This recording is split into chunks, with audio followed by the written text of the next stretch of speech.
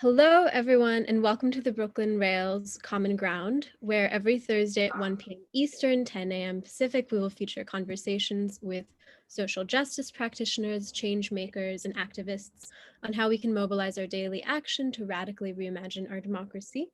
We'll be going up until the election in November, so stay tuned. I'm Malva Kajali, and I have the privilege of being your MC today for a dispatch from California, featuring James King, state campaigner for the Ella Baker Center for Human Rights, and Emiliano Lopez and Gregory Sale, collaborators behind Future IDs at Alcatraz, an ongoing social justice project and exhibition, which we will hear a lot more about shortly. They will be in conversation with our dear friend Pete Brook. We will also be screening a very short film on Future IDs by the filmmaker Jamie DeWolf a little later. And we are so lucky to have the poet and translator Mona Kareem here with us today, who will read to close today's program. A few quick notes before we get started. We will be recording this gathering for the Rail archives. If you would prefer not to be seen, you can disable your camera by pressing the stop video button in the bottom left corner of your screen. If you have any questions during this panel, as I'm sure you will, please write them in the chat and I will call on you to speak during the Q&A. I'm also happy to read your question on your behalf. The Rail team will be here helping out with tech if you have any questions. We all have Brooklyn Rail in our names. And closed captions are available from the button on the top left corner of your screen. The Brooklyn Rail acknowledges the Wappinger, Canarsie, Munsee, and Lenape people of the Delaware Nation and Shinnecock Indian Nation, the traditional owners of the unceded land and waters on which we stand. Usually here we have a Black Lives Matter statement that I would now read. However, in this moment, it is impossible not to mourn the life of Breonna Taylor and reflect on the absence of justice and the paucity of moral conscience in the courts of this country. Whether it is in the Kentucky grand jury that yesterday, on the 65th anniversary of the day that Emmett Till's murderers walked away, acquitted of all charges, failed to file homicide charges against officers Jonathan Mattingly, Brett Hankinson, and Miles Cosgrove for the murder of Breonna Taylor. This is not new. It's starkly clear that we have seen time and time again that America continues to sanction the murder of Black people. And the Brooklyn Rail stands in solidarity with the uprisings that now continue to unfold across the country. And we'd like to take a moment to acknowledge that justice will come from the streets, from the nation demanding accountability, and from the refusal to move on until Black Lives Matter in the eyes of the state. We'd like to take a brief moment of silence to mourn and remember Breonna Taylor.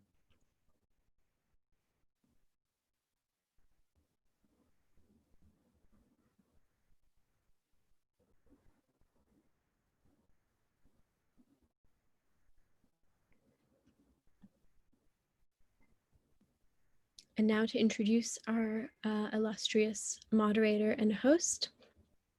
Pete Brook is a writer, curator, and educator focused on prisons, photographs, and power.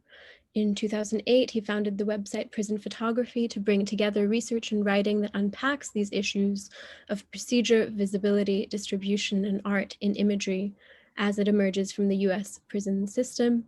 Pete has curated a number of exhibitions, including Prison Obscura, that brought together images about mass incarceration that were created outside of the documentary tradition. His writing has been published in a number of places, including Aperture, The Atlantic, ICP, The Marshall Project, Time Magazine, Truth Out, Wired, and many others. In 2018, Pete was awarded the W. Eugene Smith Fund's Howard Chapnick Award and a grant from the Pulitzer Center for Crisis Reporting for his work teaching the history of photography in San Quentin. Pete teaches at California State University, Sacramento, and pulled together this beautiful panel for us today. Pete, take it away. Thank you very much, Malvika. Thank you to you and your entire team with the Rail, Sophia, Fong, Nick, and all of your colleagues. Deeply, deeply appreciated to have this opportunity to provide many, many things, but in the most simplest terms, a dispatch, an update, a vibe check from California. My biggest thanks to our three panelists today. Gregory Sale, Emiliano Lopez, and James King. I'm going to introduce them individually before I ask them to speak for 3 to 5 minutes about their work. But first, I wanted to go over maybe some framework for how we think about today's discussion. And I want us to think about California as a place of possibility, right? It's a state way out west, which has been the place of dreams for many a generation, but it's also been a place of hardships. And like any other place in the United States, inequity and inequality can run rampant, especially if unchecked, and especially within systems where invisibility plays a role. So California and its relationship to criminal justice is a peculiar place. It's a place of firsts. California built the first specifically designed maximum security prison. It was the first state to do so. In 1989, it opened Pelican Bay, a facility that specialized in sensory deprivation and long-term isolation. California was the first to implement 3 strikes across the board. I think Washington State put it on the books a few months prior, but California really embraced 3 strikes, which is the emblematic legal move of the 1990s that we think as contributing to mass incarceration and ramping up and vastly expanding the prison industrial complex, which we know has caused so many abuses and embodies so many failures. But California is also first when it comes to trying to correct those abuses and failures. We have seen the people of California go to the ballot and not repeal entirely, but amend 3 strikes. Currently now there is new initiatives and new campaigns to eradicate 3 strikes entirely.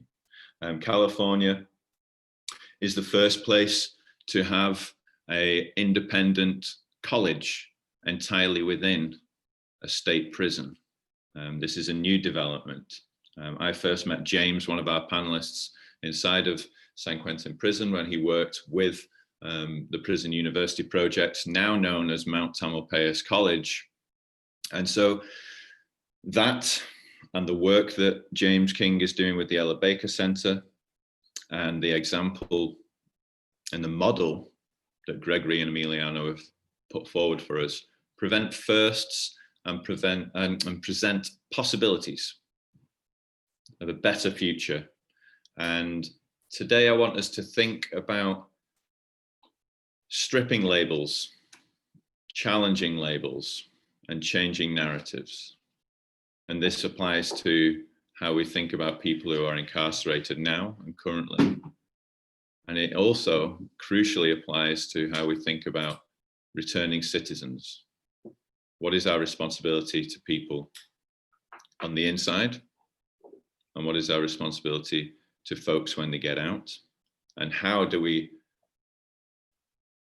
lessen that gap between the us and the them, which among many frameworks has managed to create a public space that is disregarded and created different rules for folks who are system impacted and labeled as transgressors, criminals, or convicts. I want us also to think about how this year is a moment of change and how right now is a moment of change. The last time I read, there was over 2,400 individual actions, protests on the street involving millions of people. I think it was James who said to me in a discussion a few days ago that the BLM movement and the social upheaval, unrest, and righteous protest is more popular than many of our elected politicians. And like you said, Malvika, change is going to happen on the streets as well as in courtrooms and community spaces. I want us to think about how The COVID pandemic is revealing to us the failures of the prison industrial complex. I want us to acknowledge the crisis, the urgent crisis as it exists now. But I want us also to recognize that for as long as prisons have existed, they have been in perpetual crisis. So this is we have things to consider immediately, right now, today, this week, and in specific reference to Avenal and Folsom, where COVID outbreaks are currently happening without any suggestion of control. But I also want us to consider the ongoing systems, infrastructures of inequality that exist. And with that, I would like to introduce James King.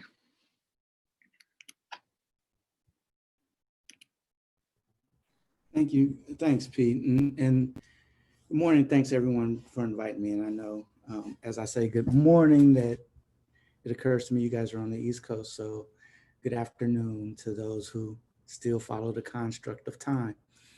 The 15 largest clustered outbreaks are in prisons and jails, with the top 2 being in California. One of the fastest growing outbreaks, as Pete just mentioned, is at Folsom State Prison, which is located just out of Sacramento, California, California's California state capital. They've had over 500 confirmed cases within the last 2 weeks. The reason that prisons and jails are such breeding ground for these large outbreaks is because people who are incarcerated within their spaces do not have the capability to follow either the Center for Disease Control or World Health Organization's guidelines on protecting themselves during the outbreak. In prison, there's no ability to physically distance. Masks have largely been discouraged for the longest time. They're sometimes being allowed now or tolerated.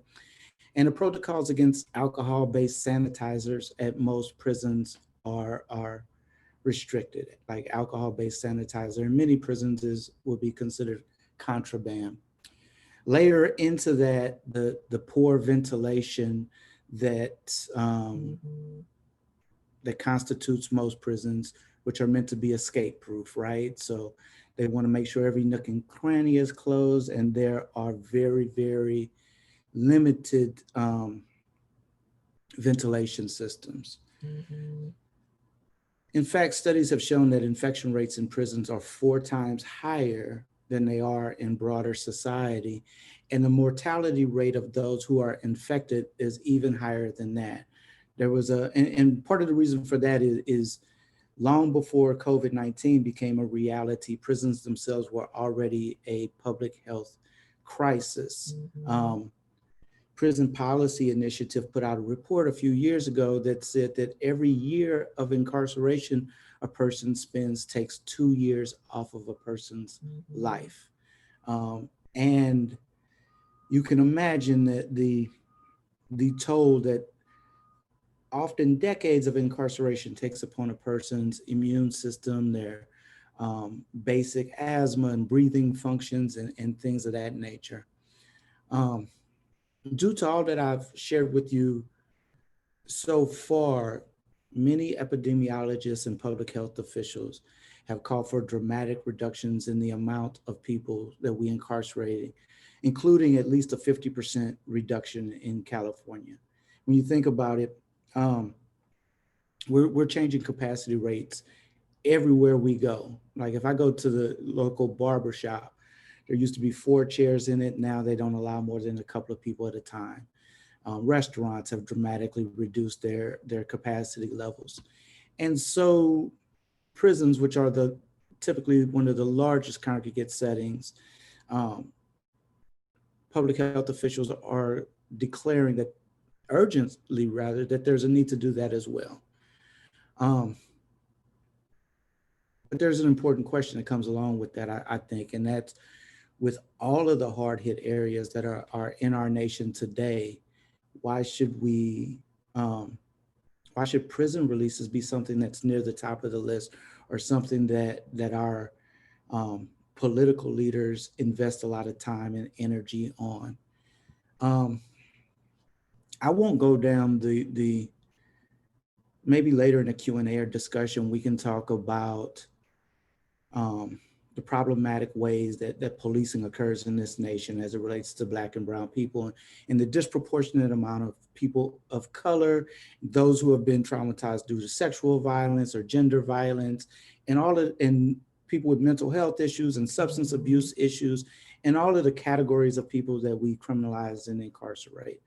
All of that exists, and it's valid for thinking about why to reduce the incarcerated population. If we're serious about thinking about justice for community members like Breonna Taylor, then the natural extension of that is, let's not wait until people die in order to rally around them, but let's save these people who are in these dire circumstances as we speak. But instead, I'll talk about a less moralistic argument, and that's that if the walls of a prison does not keep the virus out, it certainly won't keep the virus in. In fact, what actually happens is staff members typically bring the virus in dribbles. One or two staff members might be infected and go to work that day. It's then put into this congregate setting and it explodes. At San Quentin State Prison, that prison went from one confirmed case to over 1,000 within 2 weeks.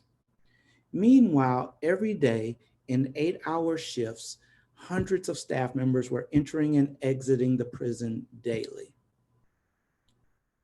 So they were returning to their families, their communities, their loved ones.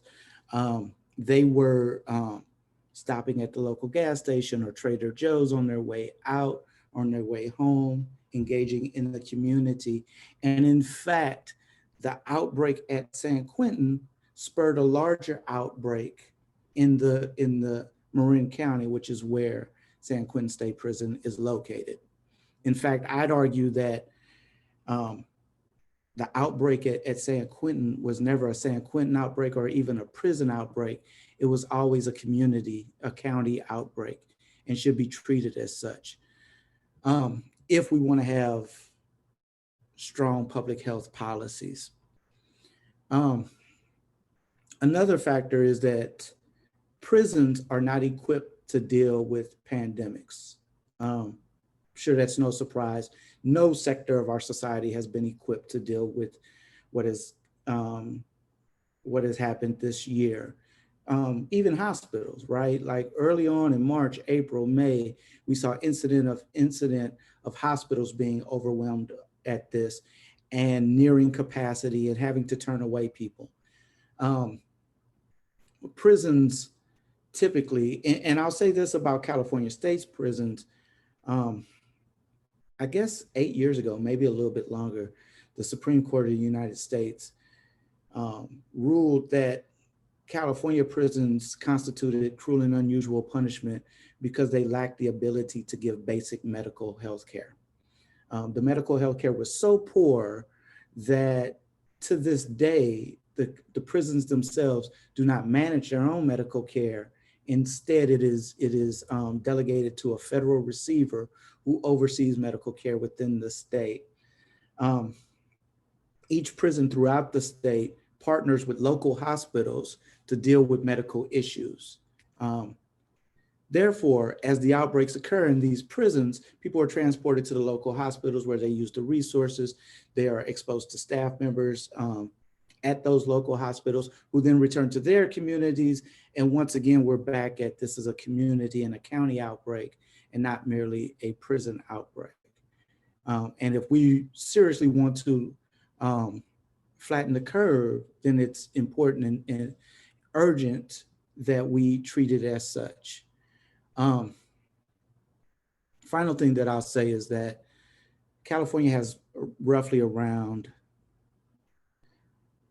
100,000 people in their state prisons. They actually, the state itself holds close to 250,000 people in captivity when you factor in jails, ICE detention facilities, federal prisons, state prisons, close to 250,000 people. But out of that 100,000 who are in the state prisons themselves, the California Department of Corrections and Rehabilitation has identified over 40,000 people who they say are a low risk of recidivism if they are released. That's 40% of the population right there. And the reason isn't hard to figure out. As Pete alluded to early, in the late 80s and early 90s, the tough on crime era began. You know, you had people I had a friend of mine who was recently released. He was sentenced under the California 3 Strikes Law in 1994. One of the first people sentenced under the law. He was out of LA. He was 19 and he committed a strong arm robbery. He walked up to a person and said, "Give me your money." They gave him, he was sentenced to 30 years to life as a result. It was his third strike. He'd done it 2 times prior. The first year he'd done it, when he was 16, was the same year that his mom had been murdered. He'd had unresolved childhood trauma and had turned to violence and robberies as a way of coping with that childhood trauma. And as a result, our sentencing laws saw a menace to society, and they sentenced him for the majority of his adult life. He spent 25 years in prison before then Governor Brown commuted his sentence for extraordinary conduct. So you have this aging population within our state prisons of people who were initially sentenced when these tough on crime laws were first enacted.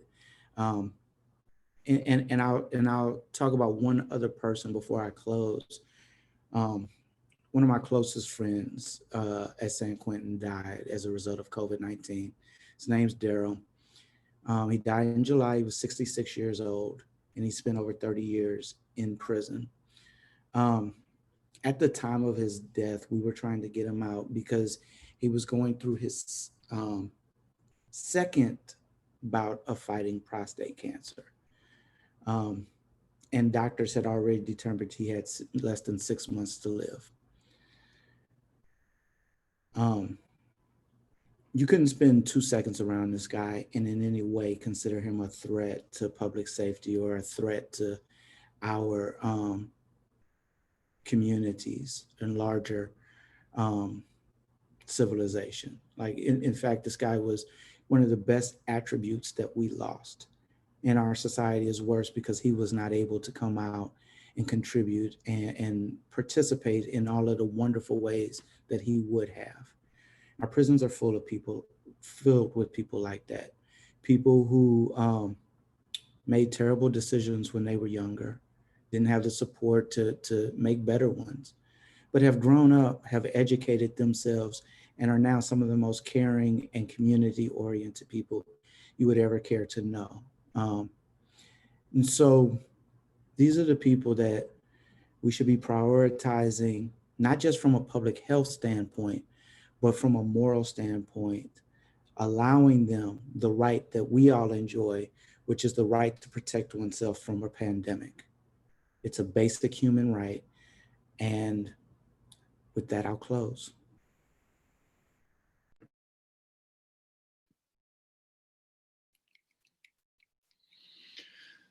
Thank you very much, James. A lot to think about there and a lot of key points to come back to.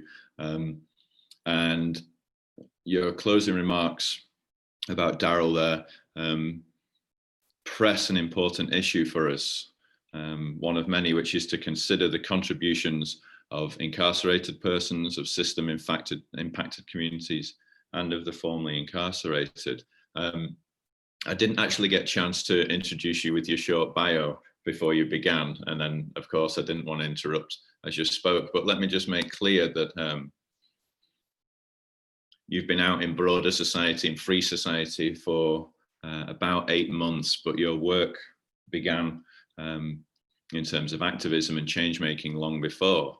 In 2016, James organized a symposium at San Quentin where he and his fellow incarcerated students made specific policy recommendations concerning Prop 57. Now, Prop 57 passed, and if I get this right, it supported increasing parole opportunities, options. People who were previously ineligible for parole would get fairer hearings. They would be recognized for their good behavior and for their change that often happens over decades, to which James alluded. And it considered fairer treatment of folks who'd committed acts as juveniles.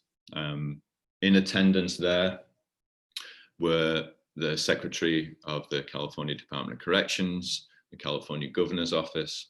And so this is one of many, many examples we know of from California, where people on the inside and their allies outside with them have managed to shape, determine, and press corrective changes. Now, I think we're going to touch upon today about how there's still a long way to go, and the steps we've made are small steps towards much broader change. James is also a writer and an organizer. He was publishing op-eds before and after his release. And, you know, as an organizer, he founded a think tank. James, can you just tell us the name of that think tank? So the think tank, a group of us came together informally inside and started a think tank that would brainstorm policy ideas and legislative ideas to fix our broken legal system. We never composed a name because such organizing in prison is illegal. People in prison are not allowed to engage in political discourse. So this was just an informal collection of people who thought about the same thing, which was, how do we fix the laws in order to create more public safety for all? Yeah. And crucially, the last line of your bio here says that while you were passionate about criminal justice policy, it was about building relationships and with multiple criminal justice reform organizations. And I think if there's one takeaway we have today, it's for us to consider our own role, our own connections. We might have very tight connections with this issue and these efforts stretching back decades. This might be the first time we've encountered a discussion of this type.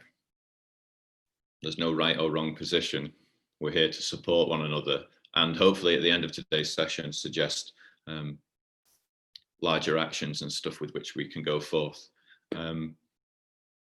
But in challenging labels, in stripping labels, in changing narratives, there's many, many different approaches.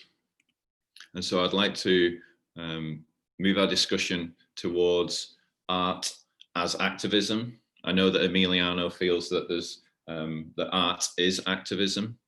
And so we're going to look at a remarkable project, Future IDs, Future IDs at Alcatraz. The outcomes of it, which are still being played out, and the benefits of which are still being felt. But the exhibition itself ran for just over 12 months between 2018 and 2019. And it was the brainchild of Gregory, an artist. But as you'll hear, it was unique in its approach in that it involved hundreds and hundreds of stakeholders up and down the state of California. So if Gregory will allow me just to give some quick biographical notes, and then I'll pass over to him. Gregory Sale is a socially engaged artist. He brings together often opposed constituencies within the criminal justice system. His aim is to soften and collapse boundaries, make space for reciprocal dialogue and mutual learning. In 2015, he did Rap Sheet to Resume, created with the Urban Justice Center in New York. As an embedded artist with the Anti-Recidivism Coalition and in partnerships with the National Park Service, he developed Future IDs at Alcatraz, which is our focus today. He's received support from Creative Capital Foundation, Art Matters, The Blade of Grass, David Rockefeller Fund. He's taken residencies at Headlands, Montalvo, Yardo, McDowell. If you know anything about artist residencies, they're all the biggest ones. Gregory is joining us today from Phoenix, Arizona. He's based between there and Los Angeles, and he is an associate professor of intermedia and public practice at Arizona State University. Gregory, it's lovely to have you here. If you could tell us the hows, the whys, and the whens of Future IDs, and why, if you are in Arizona, the project made sense to be and live in California. And can Okay, great. Hi, everyone. Thank you. Thank you, Pete, and thank you, James. It's nice to hear from you and hear all that you put out today and sort of really bring us to this present moment in such a rich and painful way in some ways. You know, sort of to scaffold a little bit your last question there, Pete, about why California. I'm based in Arizona, or I have been based in Arizona. Now I'm based in Arizona and in California. I live in the county, Maricopa County. Sheriff Joe Arpaio, the former sheriff, Joe Arpaio is from this county. And for many, many years, I was troubled by the activities, the chain gangs, the black and white striped uniforms, the pink underwear, the tent city, the jail in the desert. And so back in the early mid-aughts, I started visiting Tent City Jail. I started stopping along the side of the freeway and talking to correction officers so that I could then speak to the chain gang. This troubled me so much that I was compelled to go to the center of it. It took me 1.5 years to develop a relationship with Joe Arpaio, to get my first meeting with him. And then I organized a big project at the University Art Museum, ASU Art Museum, called It's Not Just Black and White. I had been working in the jail with the small reentry rehabilitation program they had.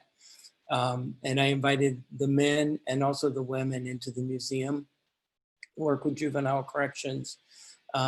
The men painted black and white stripes on the museum walls in their black and white striped uniforms for 3 months of programs with 37 community partners and organizations. We invited Sheriff Joe to come in and be part of a program. We invited Angela Davis to come in and be a part of a program. They were the bookends. And we used that site to use the museum and make the museum available to community groups, to do a training, to have a fundraiser, all kinds of things that the museums didn't normally do. Really make it a use of those communities. After that project, some of those original collaborators that painted on the walls with me, they had gotten out and they helped paint the stripes out when we finished that project.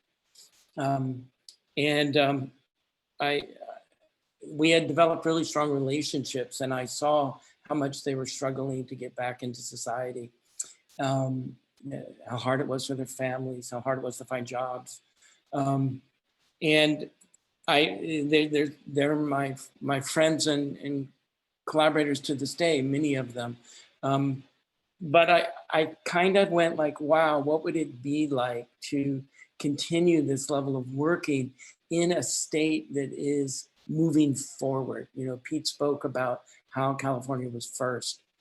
And so I just this was maybe 2014, 2015, slowly started to build relationships in California. Fortunate enough to have some connections that got me to the Anti-Recidivism Coalition in Los Angeles with Scott Butnick, a Hollywood producer who had stepped out of Hollywood, was really making some impact with people like Elizabeth Calvin from Human Rights Association, sort of drafting some bills. And this model of really putting at the center people and individuals with this lived experience who had been through the system and so I just became an ally.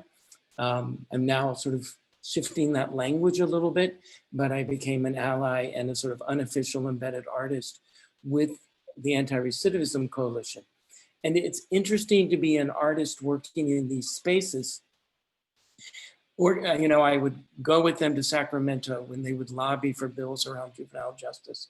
I would invite members to come with me to see William Pope L. at MoCA. I'd run art workshops at the retreat.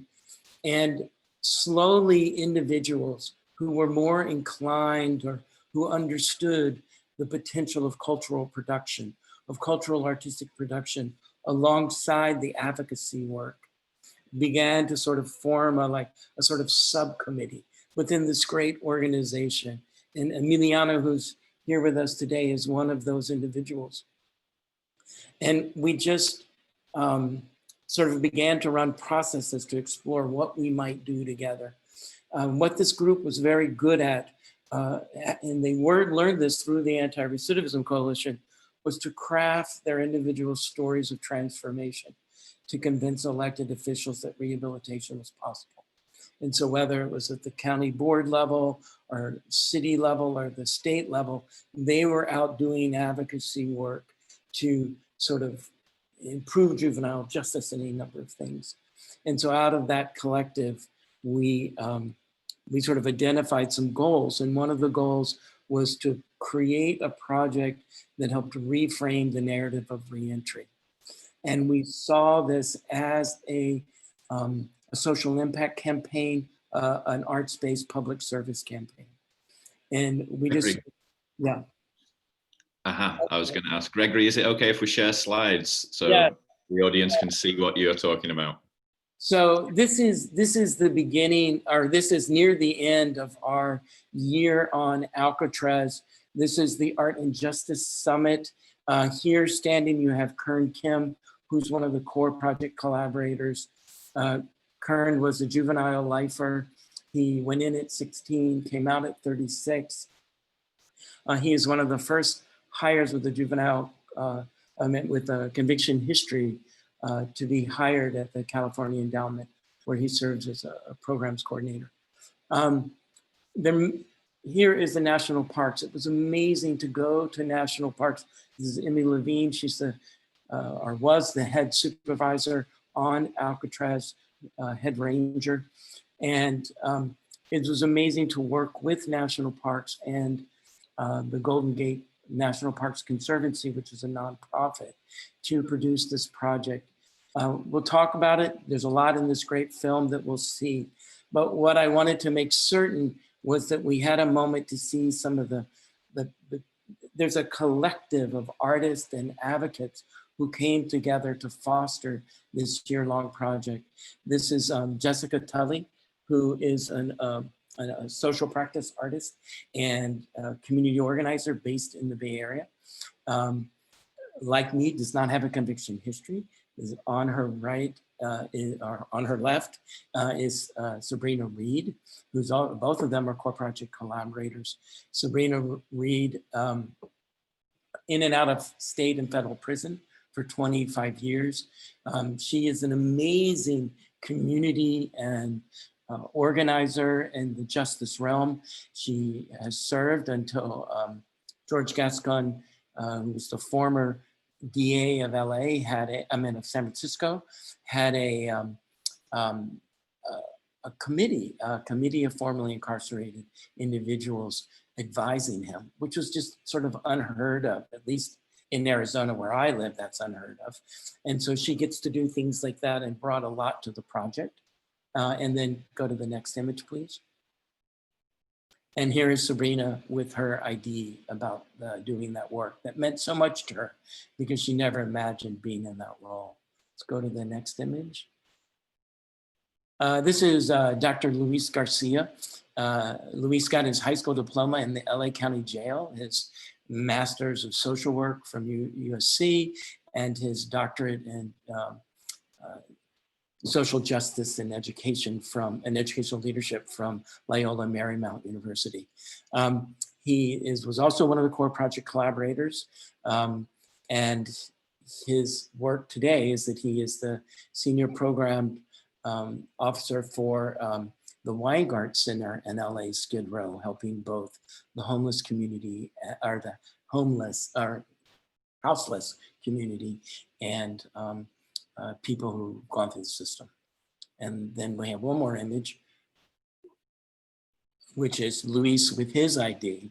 And I love that he's, you know, his thesis and when he got his doctorate was about higher education, correctional center settings.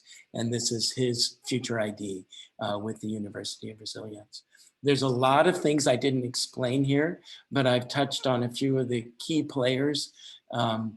And maybe Pete, you can help me out a bit here, and anything I didn't say or need to say, will you softball me a question? No, absolutely. No, I think, you know, you mentioned 4 of the core collaborators on the project there. They deserve recognition, but of course we know they are only representative of a much larger group. I'm wondering now, Malvika, if we can go to the video. I know Gregory and Emiliano think it does a very, very good job at explaining, you know, the breadth and the complexity. And then we'll have Emiliano speak to his role in the project following the video. This is almost like an exclusive to those people in the room. When was it cut, Gregory? Well, it was made, Jamie DeWolf and a team out of the Bay Area came to Alcatraz for 4 of our community program days. And this is cut from that at 7 minutes. It premieres next week at Arizona State University Art Museum. So you guys are getting a preview. It might be a little glitchy because of Zoom, but it'll give you a sense of the project.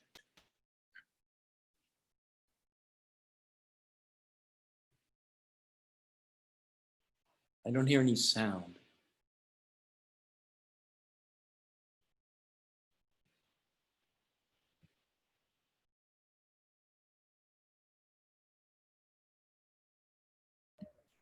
One moment. I'm unmuting my mic, and now we'll resume the screen share.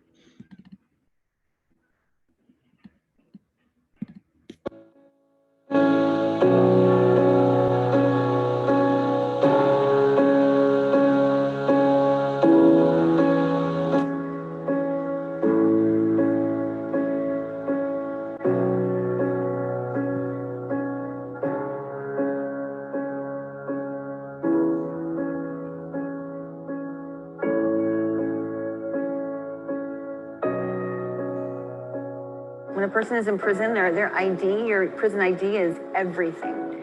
And so the future ID would be looking beyond that ID into something that you weren't even thinking about you can dream of. For 12 years maybe, in my life total, I was just 14,854. You know, I wasn't Eloy Martinez. It's important for these projects like what's happening right here today. Most people don't want to talk about incarceration because it's a stain on you. But you can take that stain and make something positive out of it. In the California Department of Corrections and Rehabilitation, you are given one ID. If you tamper with that ID, that is a disciplinary 115 serious rules violation. But here, they define their ID because they are free. When many of us left prison, we had an identification card that labeled us a member. And along with that member, the identity of convict, prisoner, inmate, all these other negative things was placed on us by somebody else. So to be in a space where there is the focus of reimagining your identity, it opens up a whole different dialogue. The artists were standing by their work, and people came through here and engaged them in conversation. They were in awe that this individual done spent decades in prison and came out and produced something this fantastic. The Future IDs at Alcatraz project is designed by and with individuals with conviction histories as they conceive and develop a vision for their future selves. Project began with the Anti-Recidivism Coalition, and over 4.5, 5 years has grown to a multifaceted initiative with more than 20 community partners. One of the things that the group spoke about early on was if part of the difficulty and stigma of reentering society after incarceration is a cultural problem, what do cultural solutions look like and how could we find them together?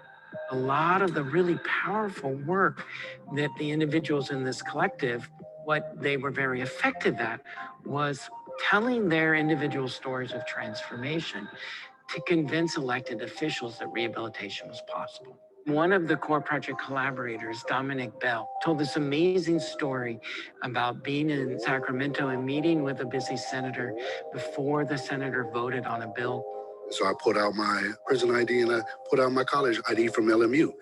And he simply looked at it and was like, enough said. I think that that's important. Sometimes you don't have to say anything. You can just show them something. Later on, when that senator voted in favor of that bill, he acknowledged that moment when he had met that young man in the hall.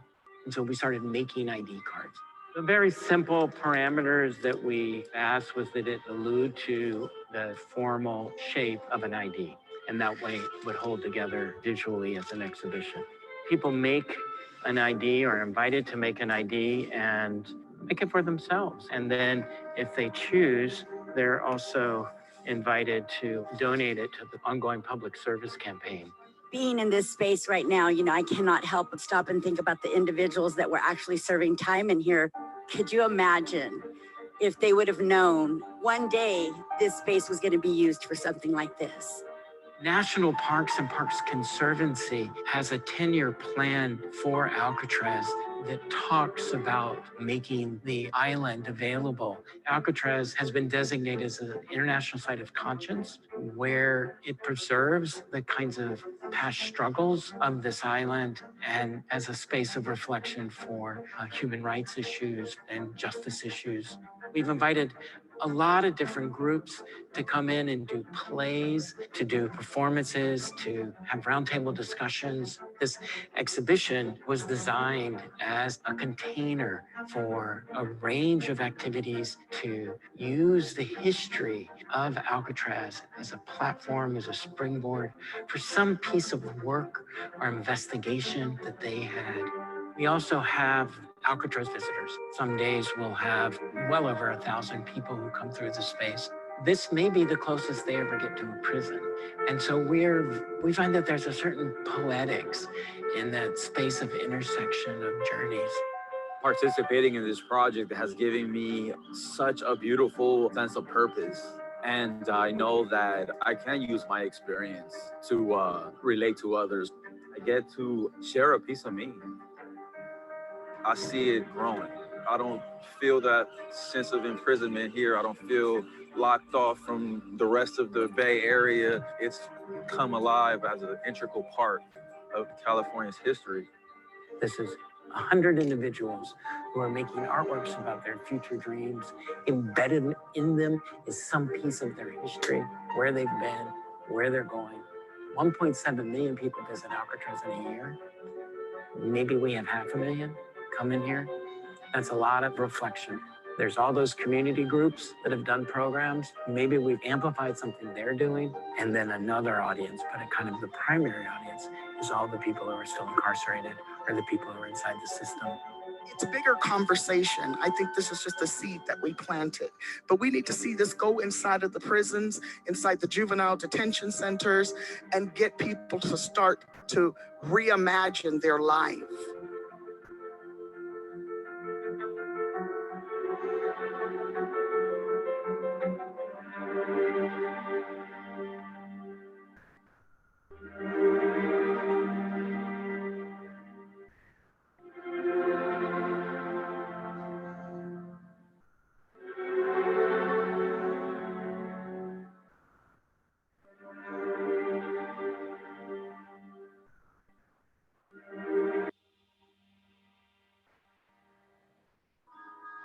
Don't lose sight of who you are.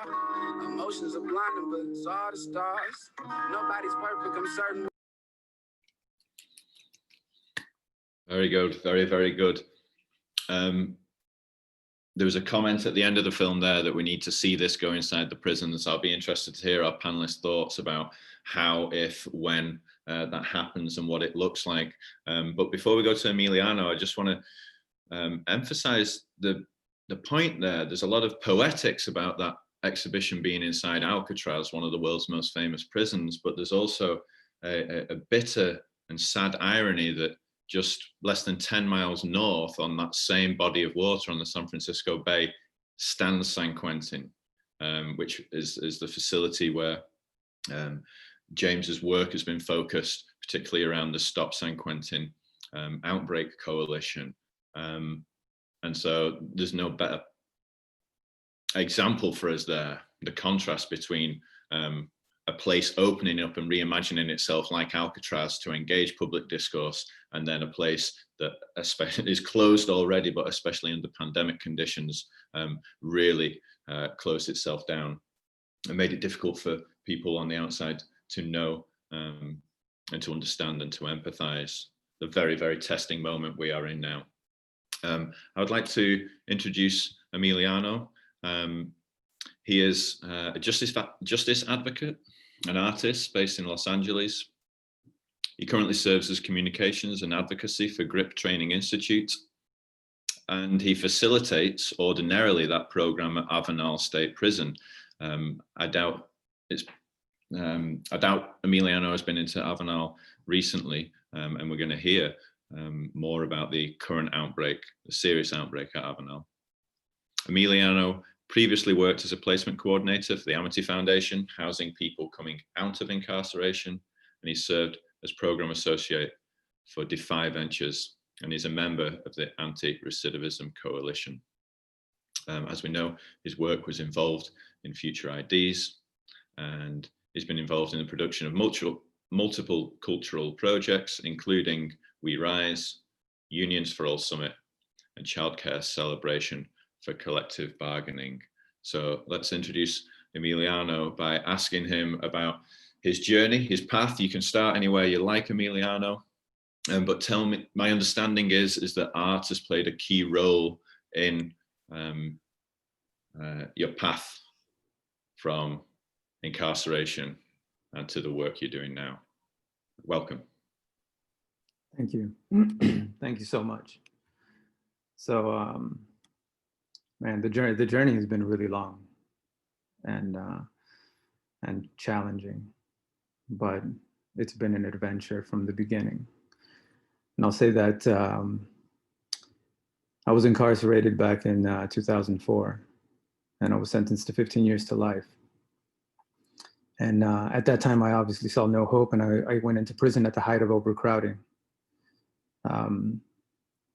I got to Pleasant Valley State Prison. I was given a TV by another gentleman, and the first show that I watched was Simon Schama's Power of Art. And it was showcasing Caravaggio.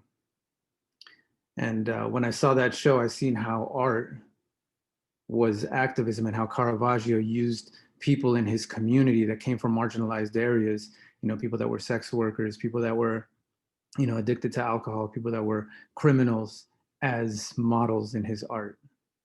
And it was art that was going to the church or to people in power. So I came out of incarceration in 2016 and didn't really have a place to go until I found out about the Anti-Recidivism Coalition. And that's how I met Gregory Sale.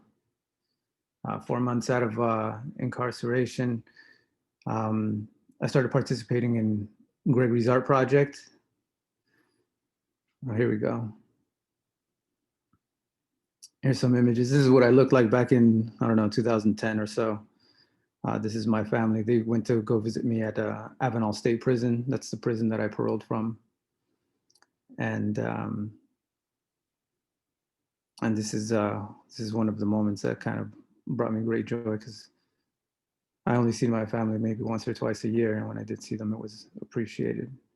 And the backdrop is always a painting, you know, posted in the back of a visiting hall. So it kind of just looks strange with what I'm wearing and what's back there, and then my family. Next slide, please. This was my first ID when I entered the institution, and this is how I saw myself from that point forward, as being this person. I never imagined anything else, and ingrained in me by politicians was a policy and an ideology that, you know, people sentenced to life with the possibility of parole were never going to get out.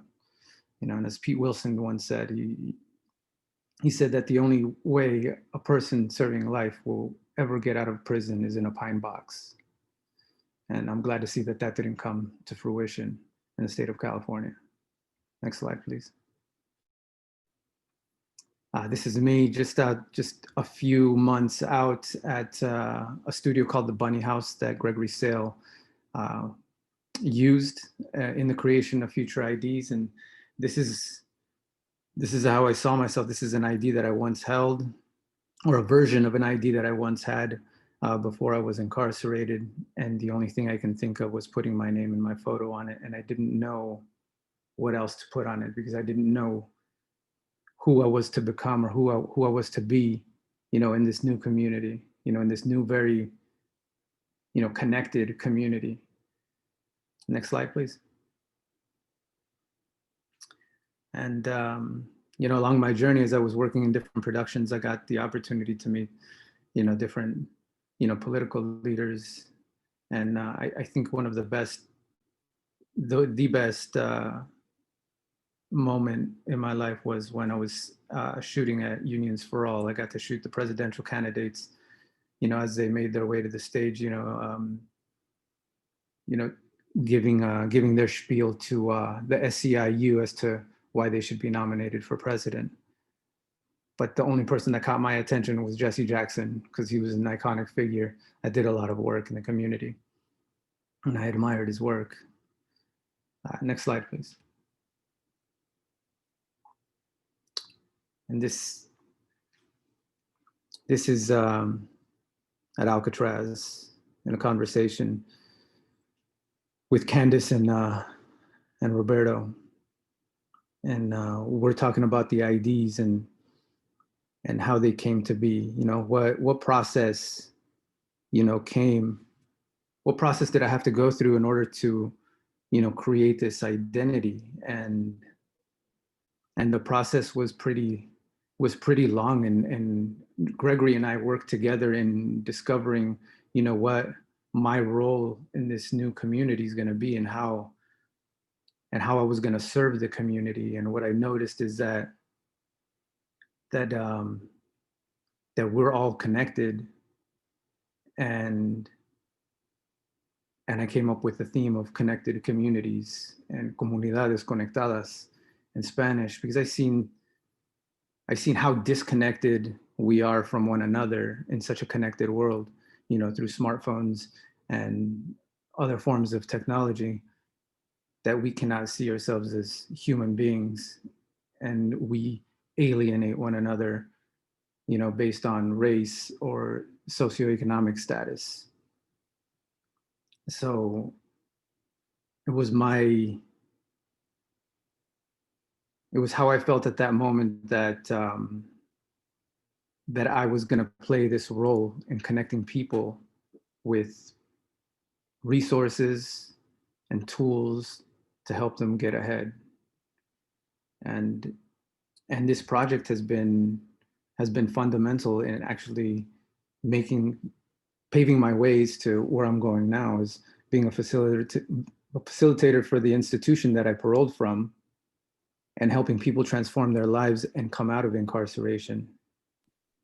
Also, working with other folks on a project that is really, really dear to me, and is really necessary. So I'm in the beginning stages of collaborating with other folks on an application that's going to connect people through an app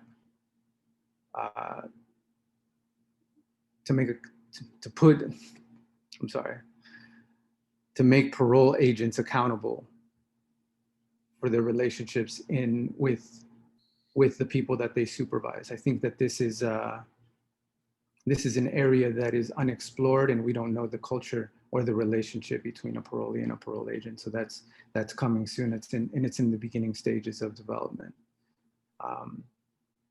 Emiliano, what strikes me here is that it was right towards the end of your incarceration that the pieces seem to come together. You'd mentioned in a phone call earlier this week that you were wandering around downtown LA immediately after your release, and it wasn't anything provided by the state that opened up an opportunity for you. It was the Anti-Recidivism Coalition and access to art and what that allowed you in terms of community building. Can you talk to us about what the state provided, if anything, in terms of preparation for release, and what you managed to find and forge yourself?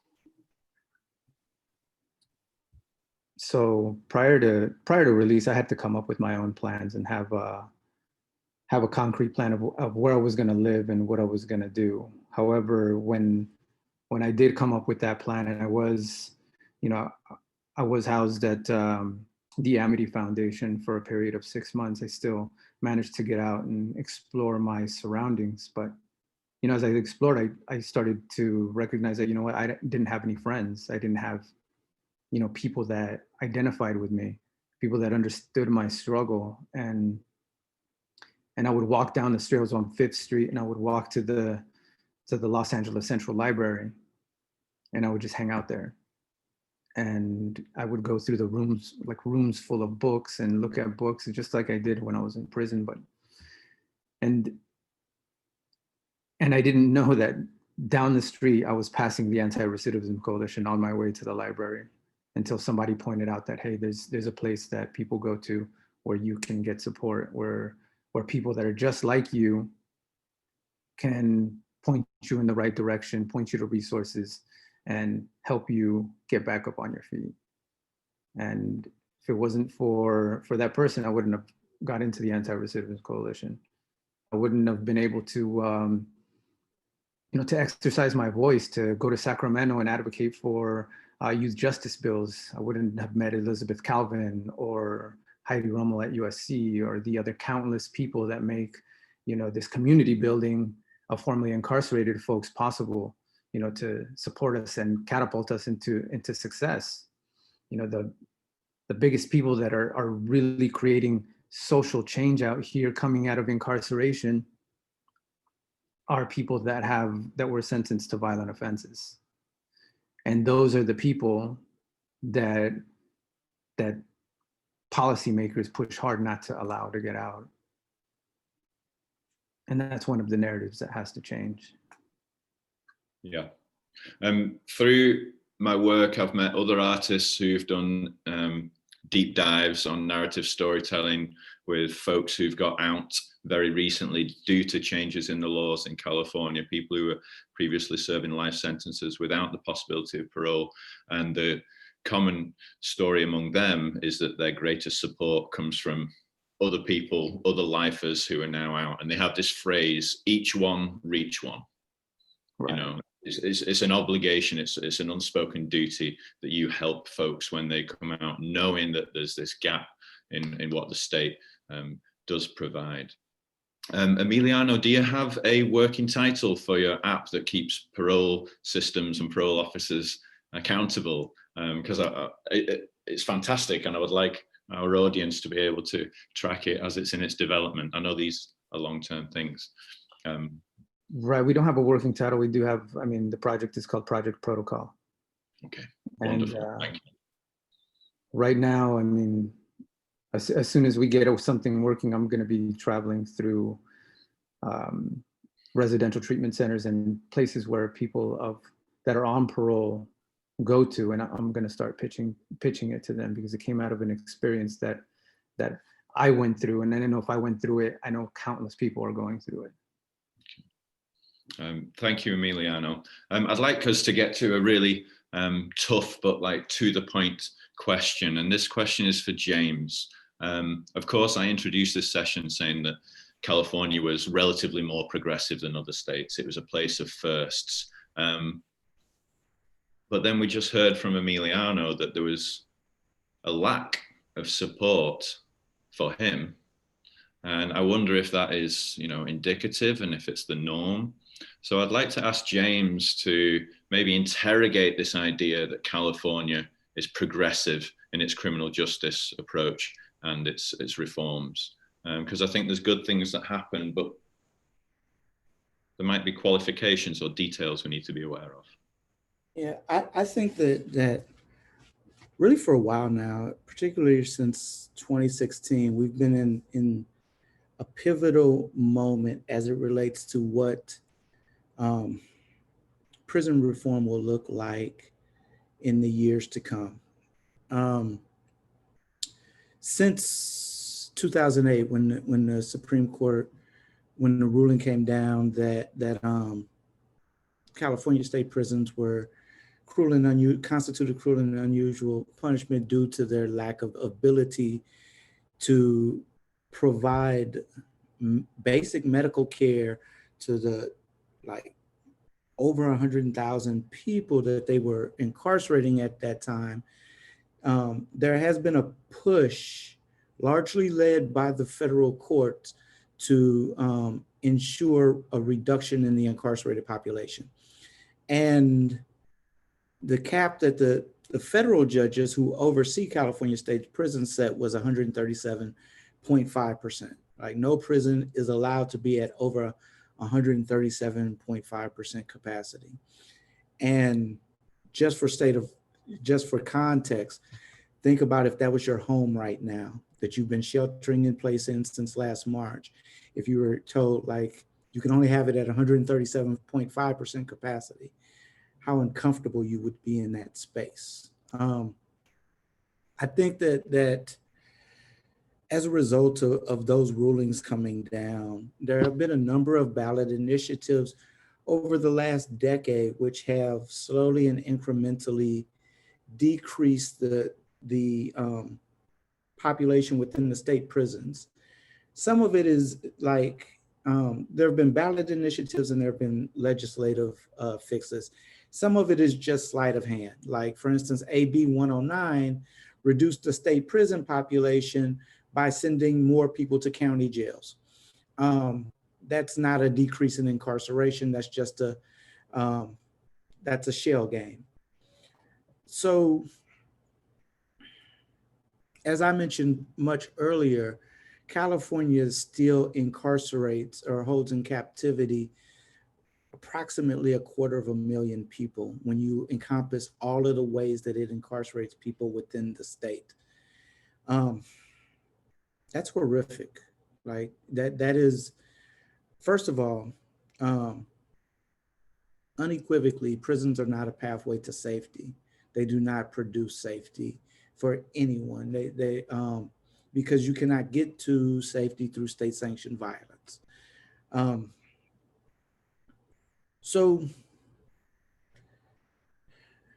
in response to the pandemic this year, which occurred in March, the shelter in place, which occurred in March, California state prisons have probably released close to 10,000 people, which sounds like a lot. But I would say probably 7,000 of those people were due to get out anyway, because that's a thing, people get out of prison. So they're taking credit for reducing the population that would have happened anyway. The county jails are full right now because California State Prison is not accepting large-scale entry into the prison. So it looks like a much greater reduction than it actually is. And of the few thousand people who have gotten home, who have been released early, the vast majority of them were people who were deemed eligible for early release because they were already near the end of their sentences. What wasn't prioritized are the 50,000 elderly people who are within California state prisons, or the over 60,000 people who have been said to have at least one medical risk factor that makes complications of COVID-19 more dangerous and more deadly for them. So medical medical considerations weren't considered. The only thing that was considered was the arbitrariness of their original sentence. Reason for this, in my opinion, is because of the decades-long work that has been done to other people who are incarcerated. We have a very effective criminalization system in this nation. And what it does is, once you are convicted of a felony, then it says that your basic rights as a human can be stripped away, including, as I mentioned earlier, the right to protect yourself in a pandemic, including the right to basic human dignity. And so it's been really jarring to see this year the narratives that have come out around Breonna Taylor and around George Floyd, and this emphasis on their innocence and their lack of guilt, because what it points to is, if the state can only criminalize them, then whatever violence is done to them will then be justified. And I don't think that that's an acceptable solution or an acceptable way to live as a society, that we can assign a label to someone and then excuse state-sanctioned violence against them. I mentioned at the beginning of this answer that we're at a pivotal time. The alternative to reducing people that advocates of certain type of prison reform are pushing for is, instead of reducing the amount of people we incarcerate, and instead of relying upon incarceration as a pill for social control, there's this push to rehabilitate people within prison and to offer more programming and rehabilitation, and to make prison somehow a more rehabilitative and redemptive space. The truth of the matter is, prisons are inherently violent, and rehabilitation that occurs within that immersion of violence is not necessarily rehabilitation at all. I think that speaking for myself, my growth and my ability to be part of community came in spite of my incarceration, not due to it, and especially not due to any of the programming that was offered there. It helped, but that help was always mitigated by the gun tower. And knowing that there was a person with an AR-15, knowing that I would have to lock myself in a cage at the end of the night. So we have to dramatically reduce the population. California is doing some things, but it's very modest. And there is a need for a much large-scale effort that must start with a shift in narrative in how we think about people that our nation is criminalizing. Right, thank you, James. I mean, of course, I keep coming back to this central theme, which is the need to change the narrative and challenge labels. And we're looking at how that is done through art, through activism, through journalism, through healthy public debate. And I wonder whether Governor Newsom would do more if the othering narratives didn't exist and weren't rooted in decades of othering. You know, the CDRC, as you said, James, has identified over 40,000 people who would not be a threat to public safety were they released. And yet we know it's between about 8,000 and 10,000 people who've been released. The governor he has the authority and power with a swipe of a pen and his signature to let them go, free them all, as the hashtag in the campaign states. And so it's a very good moment for us here to recognize the power of those narratives and the negative hold that they can have over us. I'd like to go back to Gregory and Emiliano, and ask about how they have found they can sort of like infect or insert, or maybe a better phrase is to allow to blossom and plant the seeds for changing narrative, and what they found during their work with Future IDs.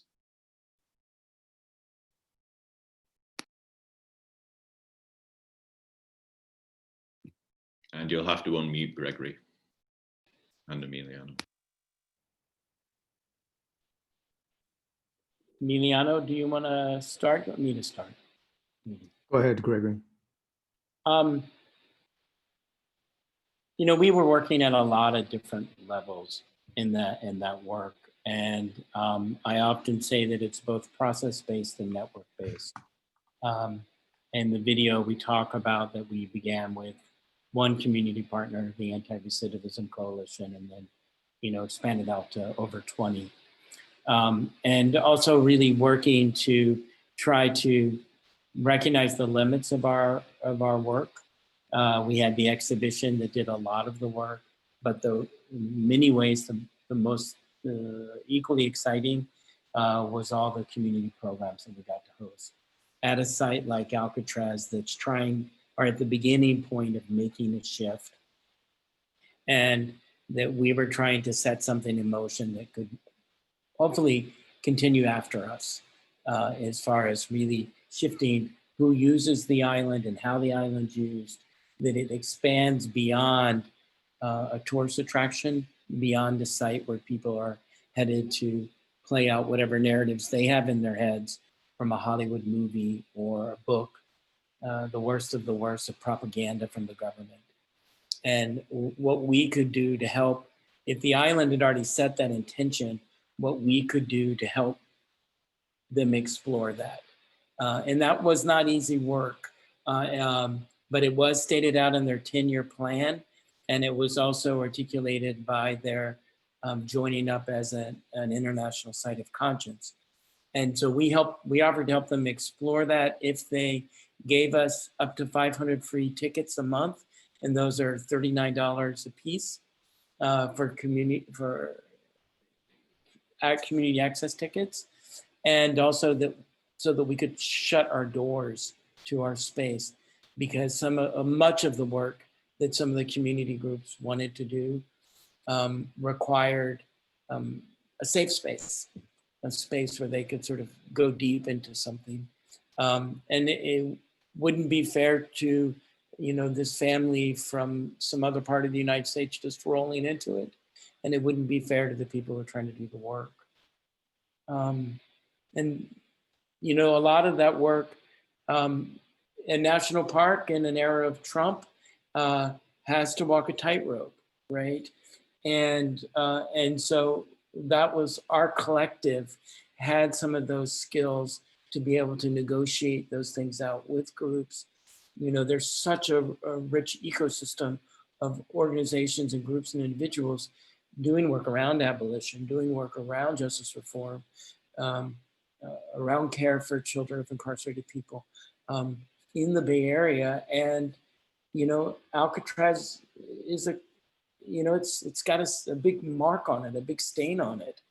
And how do you sort of activate that in a different kind of way to sort of play with those narratives?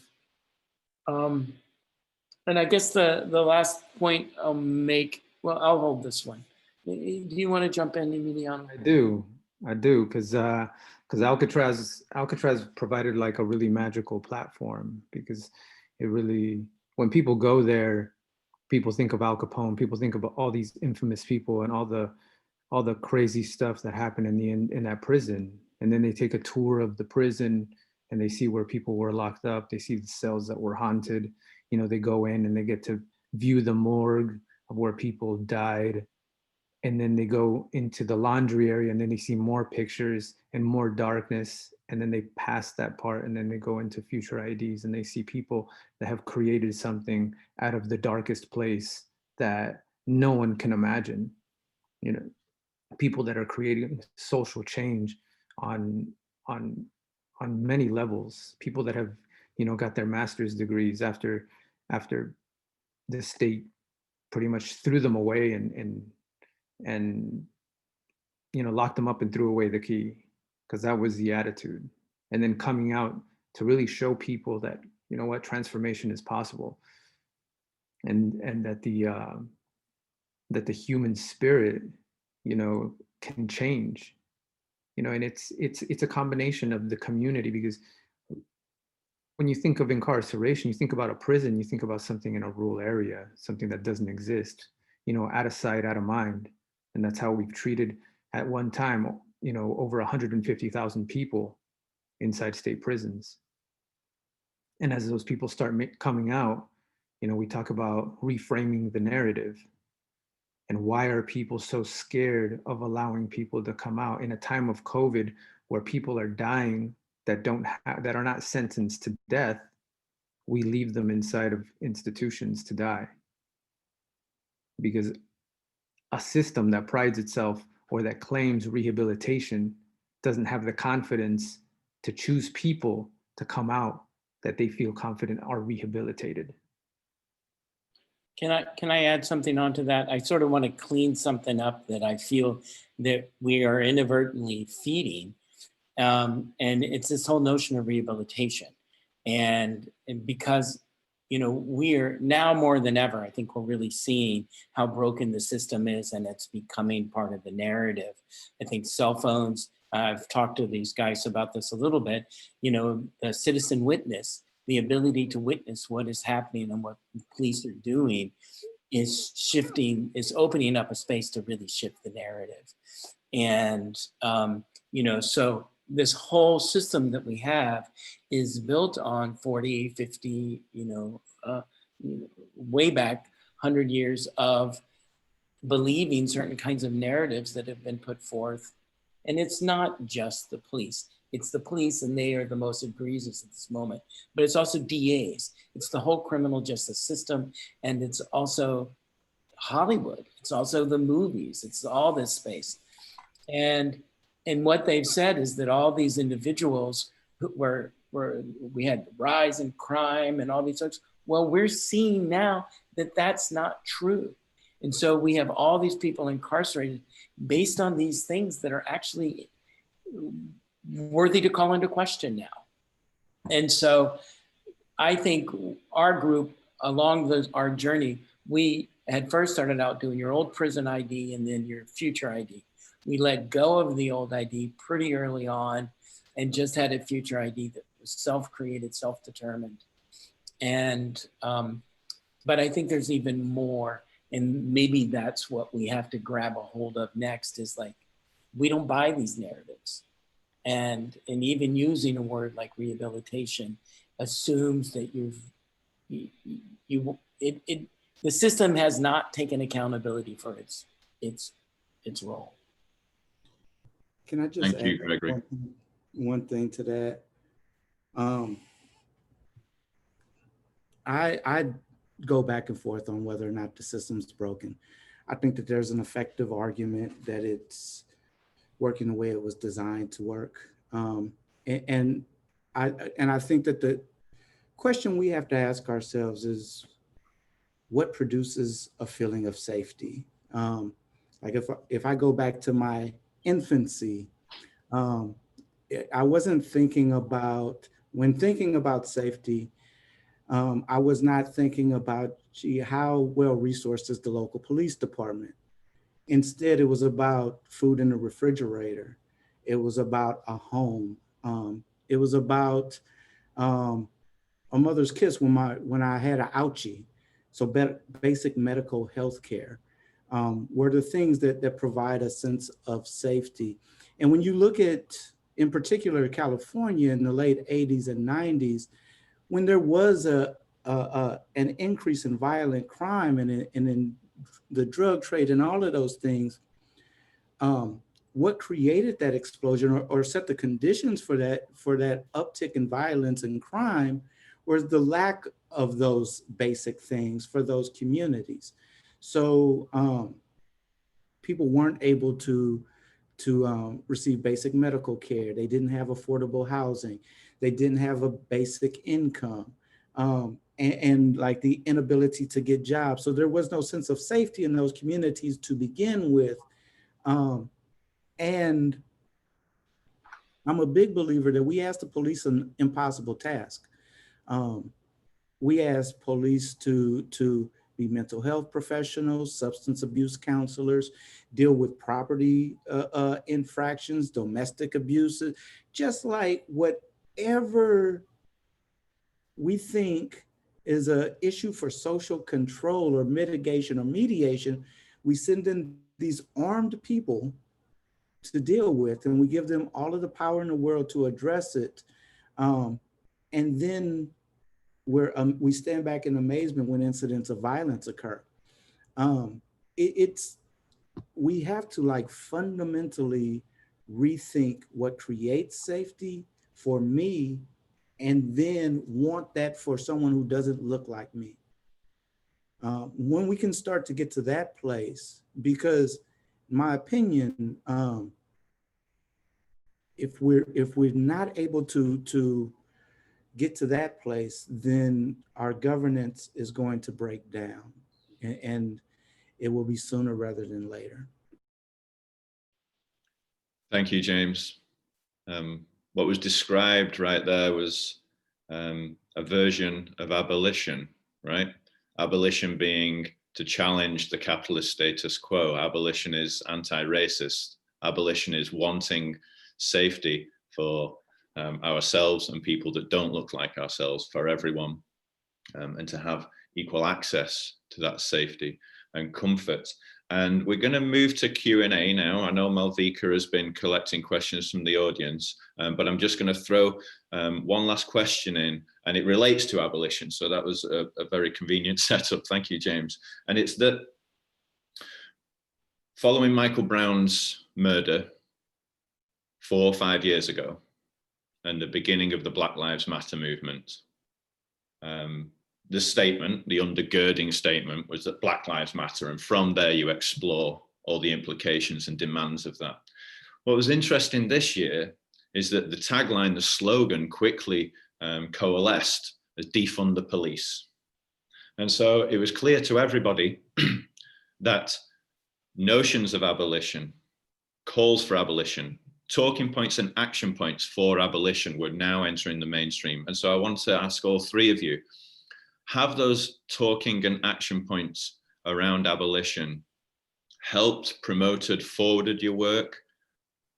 And also conversely, have they created sort of like tensions and problems for you to get past? And, you know, this is, the question is asking you to think about the various relationships that you have in your work. Yes, you have to work with politicians, but we know that the political system alone isn't enough. Yes, you may have to work with law enforcement or state agencies. But to some people in the movements, they can never be allies because of their very definition. So it's a tricky question, I know, and I'm going to ask you to take it on briefly, and then after you've offered your responses, Malvika can take over and we'll go to questions from the room. Thank you. I saw I think it was a Twitter thread once where a person in the wake of the George Floyd murder and the racial solidarity statements that so many organizations put out as a result, one person tweeted, "Thank you for that solidarity statement. Now, can you please show us a picture of your board or your leadership team?" I think that moment for me encapsulated the issue.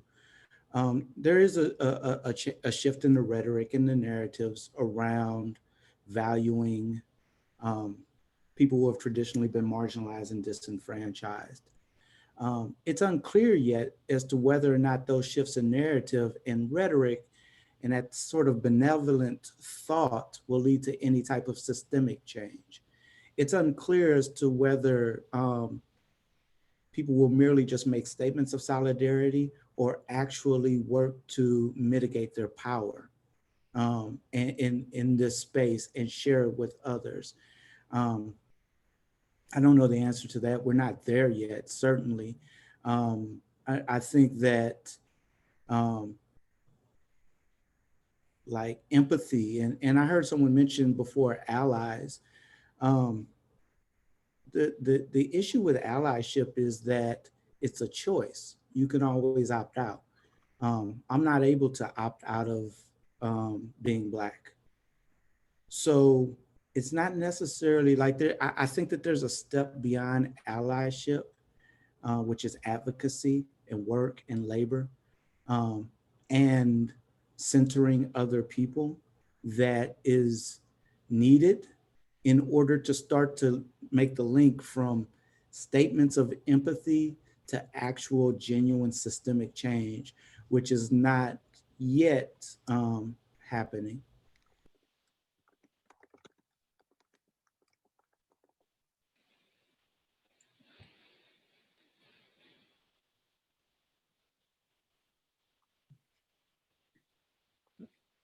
Gregory, Emiliano, anything to add, or should we hop to the questions?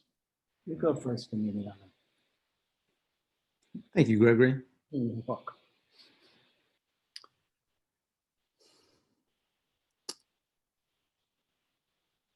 You know, in Los Angeles, there was a young kid named Andres Guardado. He was shot 5 times in the back, 18 years old. Not too long ago, there was Dijon Keezy, shot 15 times by LA sheriffs. And we continue to move, but nothing's changing. You know, we continue to protest and we continue to rise up, and the numbers are staggering. And then we start seeing change. When people start getting really serious in the streets, then we start to see the change in narrative.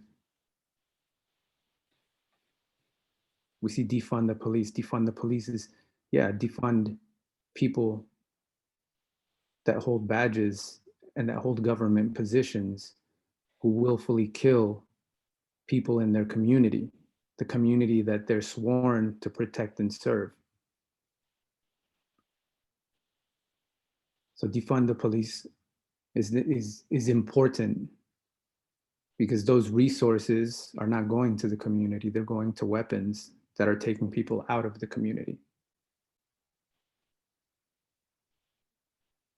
You know, they're not going to education, they're going to bulletproof vests. So when we think about who we are as a community, when we think about like this time, and when people coming out of incarceration are trying to reimagine a new future, you know, without the right to vote, you know, without the right to actively participate, with no right, with you know, open to search and seizure, you know, open to violations, technical violations that'll send them back to prison. You know, I think it's time that that the community and the country reimagine their future ID.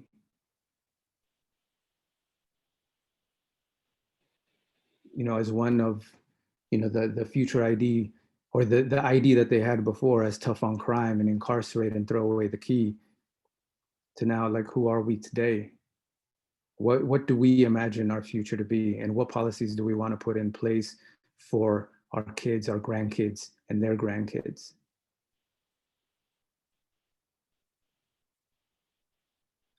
Reform is slow.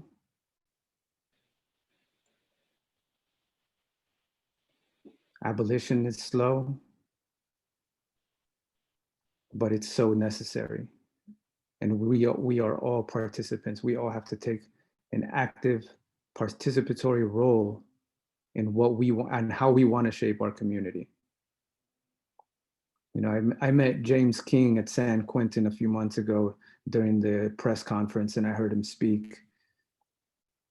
And I couldn't help but, you know, think of how he just got out of that institution. You know, the same institution that's right behind him as he's speaking, he just came out of there while people are dying and are sick. And the majority of the people that are in there are people of color. the same people that are marginalized out here that have a high susceptibility of dying from COVID are also in the institution.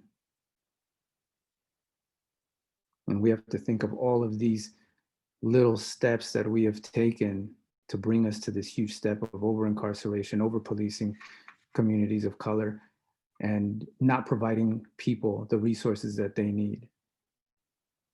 It's time to reimagine a new future and reimagine a future ID for our state and for this country.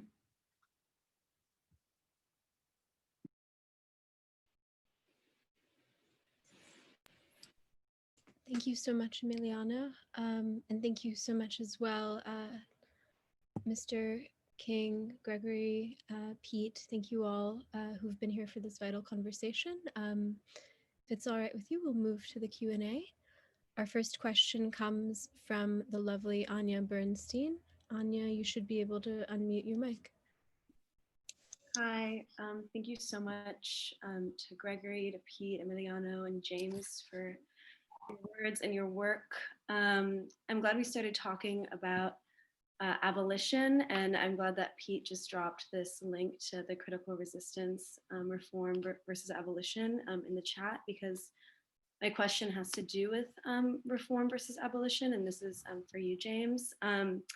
So listening to you talk about prisons and jails as an ongoing public health crisis, I was thinking about that tension between abolition and prison reform, especially right now as abolition has suddenly become like such a mainstream conversation topic, or more mainstream than it was, I would say. And, you know, as we've seen it become more mainstream and included in, you know, think pieces, we've also seen it be tampered down and reduced. And, you know, some would say the language of like defunding takes away from the wider project of abolition. And, you know, we see people twisting the definition of abolition to be just reform. And we saw this firsthand in New York City as, you know, calls for defunding the police became reduced to defunding to at least 1 million. And then when the budget was passed, we were all, like, you know, gravely disappointed. So I wanted to ask you, James, how you've managed that line between reform and abolition in your work, and the line between, you know, reformist reform and abolitionist reform as defined by critical resistance, especially as you do policy work, which requires you to work with people, you know, who are very much entrenched in the system of the prison industrial complex. So yeah, that line and how you manage it. Thank you. And I think I appreciate that question. It's something I think about a lot because in addition to all of the problematic systems we have in this country, nonprofits should be on the list, right? Nonprofits are typically beholden to donors, more so than the communities that they traditionally form to serve. And what that means is often a reform can be more appealing to a donor because it's quantifiable and quick and easy, and it makes that donor feel great that they contributed to something that made a change, but also conveniently did not shake the status quo. And so you have these reforms that kind of, like, in the instance of prison reform, reforming prisons means making the prison run more efficiently, and understanding or thinking about whether or not that should even be a goal. In addition to that, some type of reform, like, we can't ignore present conditions for future utopia either. Like, that can't be those two things can't be mutually exclusive in our work and in our values. And Emiliano mentioned San Quentin. I spent 6 years at San Quentin in a building that was at close to 200% capacity that went on quarantine annually, way before COVID-19, because of the massive overcrowding. We joked long before COVID-19 showed up, that building was a petri dish, and that if one person got infected, it was inevitable with the flu or a common cold, everyone will catch it inevitably. So yes, that needs to be reformed. That needs to be fixed. The goal is to do reforms that align with the ultimate goal of abolition, meaning that we can't do reforms in a way that builds something we're going to later have to tear down later. We want to do reforms that do not expand the power of the carceral system or the prison industrial complex, but instead make sure that those reforms align with the ultimate goal, which is doing away with prisons in general. And I think that Anya raises a really, really important point for me, which is that once this language is introduced, then the very next issue is defining the language. And I've watched politicians say, oh, I'm all for defund the police. Here's how I define it. And it's like, well, wait, that's an increase in policing.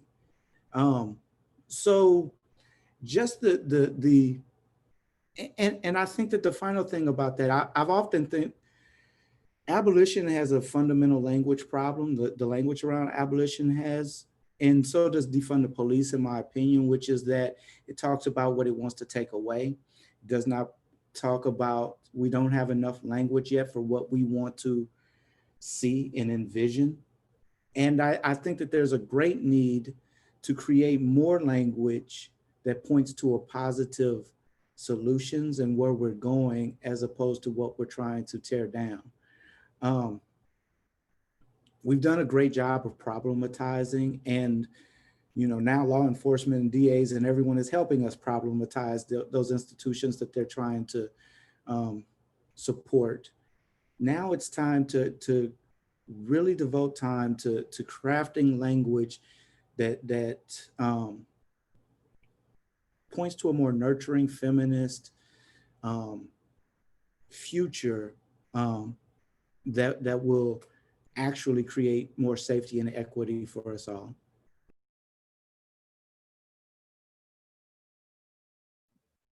Thank you. Thank you for that answer.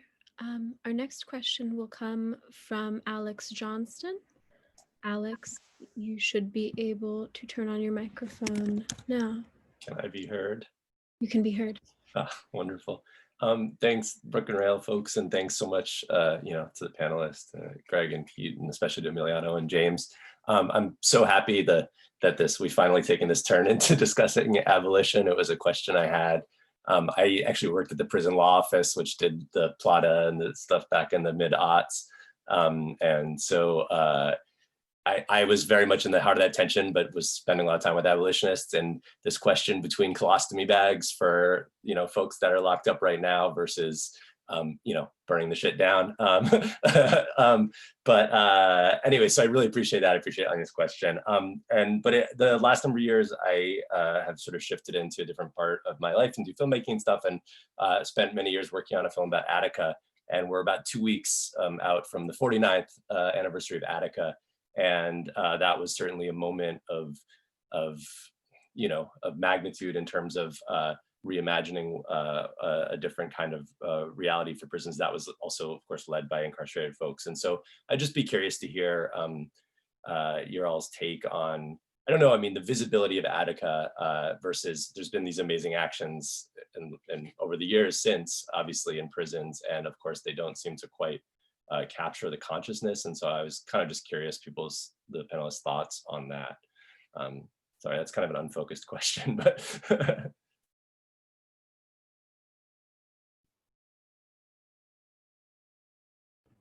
I just have a couple of very general points. Firstly, Governor Rockefeller at the time totally underestimated the visuals that would be released to the world when federal marshals, I believe it was, or maybe National Guard, stood on the walls and shot upon people in the yard. But then those visuals were quickly replaced by hundreds and hundreds of men self-organizing and determining and making demands that, when you read them, were the most reasonable demands, and actually focus mostly on conditions. And conditions have always been the focus of reform. And so Attica set in place this movement, and now we're at abolition because we found that like incremental reforms are no reforms to a system that is perpetually in expansion. And of course, it was a movement led by people of color, by African Americans. It had close ties to the African American communities in cities, particularly on the East Coast, but up and down California too, and elsewhere. So I think we owe a huge debt. And the only other thing I'll say, because I'm not a historian, I'm not an expert, but go read Heather Thompson's book, Blood in the Water. And that is the most recent expose. It's based upon files that she found in dusty cupboards and a whole raft of interviews with people who were inside during that rebellion and uprising. Alex, can you tell us when the film's going to come out? I can put a link in. I feel bad, I wasn't trying to do that, but I can put a link in the thing. It's a 20-minute short, and it's all about the image. It's all mostly built out of surveillance footage that was shot by some rank and file officers. So I can put it in the chat. People can watch it if they like. Great. Yeah. Alex, I think this is great, and creating the sort of connections and networks that we all benefit from. I'm really glad we all got a chance to meet. Our next question comes from our very own Sophia Pedlo. Hi, everyone. Thank you for such a compelling conversation so far. James, in particular, what you were saying about framing outbreaks going on because of COVID right now, not as prison outbreaks, but as what they truly are, community outbreaks. I think it's an important step in dehumanizing the incarcerated populations to the rest of the world in a way that's really necessary. And I'm wondering, like, sort of while we have you here, if you and any of the panelists could speak to what news organizations, media you hear from and trust on these matters in order to like make sure all of us are directing ourselves towards the best information at a time when it can feel like you're being bombarded from all sides. I appreciate that question. As it relates to media, the first thing I'll do is lift up from the San Francisco Chronicle, Jason Fagoni and Megan Cassidy. They're reporting around the outbreak at San Quentin and throughout the state this year. It's been exceptional. And they really elevated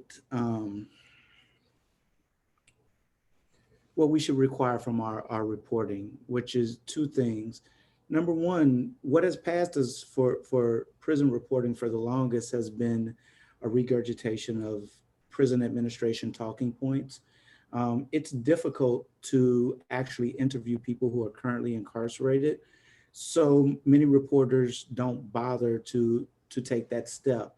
And you'll see reporting about incarcerated people that includes quotes from everyone except for incarcerated people. So I encourage you always to look at reporting that takes that extra step to include the perspectives of people who are most directly impacted by whatever the story is. That doesn't just apply to prisons, that's whatever media is being covered. Secondly, one of the things that is really a good sign for me when I'm looking at stories or even being interviewed is whether or not the reporter is using people-centered language. If they're using terms like inmate, felon, convict, just all of these terms that are objectifying terms and reductive labels, then that's a sign that they have not yet been educated about the community that they are they have been tasked with writing about. So it's important to not just look for reporting that uses people-centered language, but also make that ask of reporters and media and expect it. The myth is that reporting can be objective. It never can, because humans do reporting and humans are not objective ever. Reporters make choices about what to include, what to leave out, what facts are relevant to the narratives, and they craft the narratives. So look for cues to their values within the choices that they're making. And that, I think, those have been my guideposts. Thank you. Thank you so much.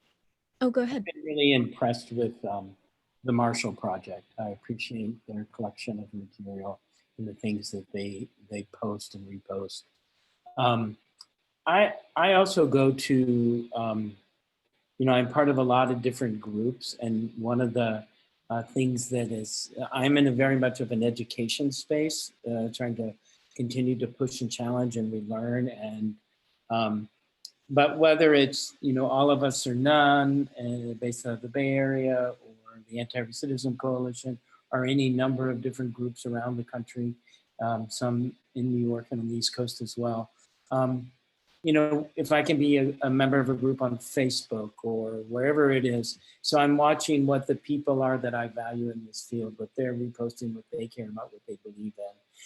And that's kind of helped me sort of stay in touch along those fronts. I wanted to kind of say something earlier that I didn't, along with all of these spaces that I'm trying to up my game, right? Really continue trying to challenge myself and up my game.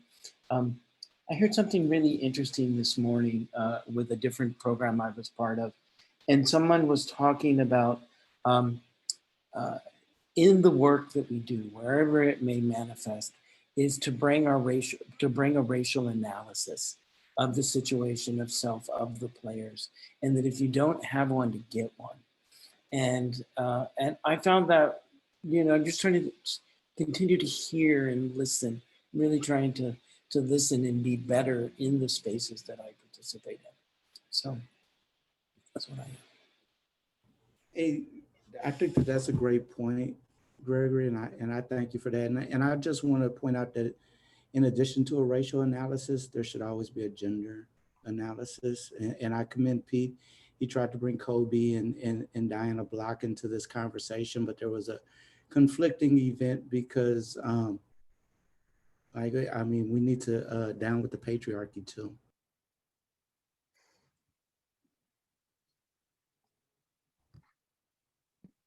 To that point, Colby got back to me and is very excited about working with the Brooklyn Rail in the future. I mentioned CCWP in the chat box there. The work done by the California Coalition for Women's Prisoners and Survived and Punished is absolutely phenomenal. It's been going on for decades. It doesn't get enough coverage. That's why I gave a thumbs up to Sam Levin, because he works closely with them, like the majority of the media works closely with prison administrations. So I hope you'll look that up individually, and I hope Brooklyn Rail has an opportunity to host California Coalition for Women's Prisoners in the future. Thank you so much. On that note, I think we have time for just about 2 more questions, and I'm going to be a little greedy and phrase one of them myself. Trying to consolidate a lot of the content we're getting in the chat, I want to ask a question of all of the panelists, you included, Pete. I want each of you, or maybe collectively, I want to know your ask. I'd like to know a takeaway, some direction, or point us toward groups or individuals or thoughts that can lead us forward after this conversation. What are our next steps? What is an action? What is one thing that we as an audience can do?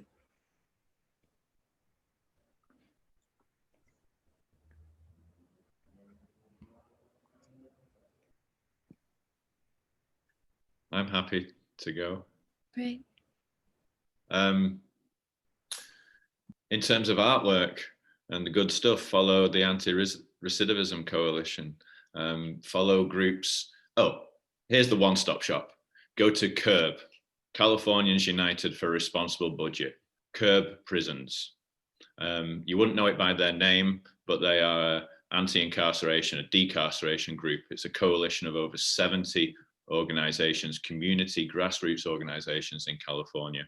And they run the gamut from youth justice groups to groups that focus on the rights of transgender prisoners, to very policy-oriented policy wonks who are in Sacramento every week trying to force the hand of legislators and their teams. And donate money. And I don't have what the advice for this is, and we're all in different jurisdictions, but go down ballot, look at what your district attorney's race is, where you live, and read the alternative weeklies to find out what the advice is on the various ballots that are making it onto your voting slips this November.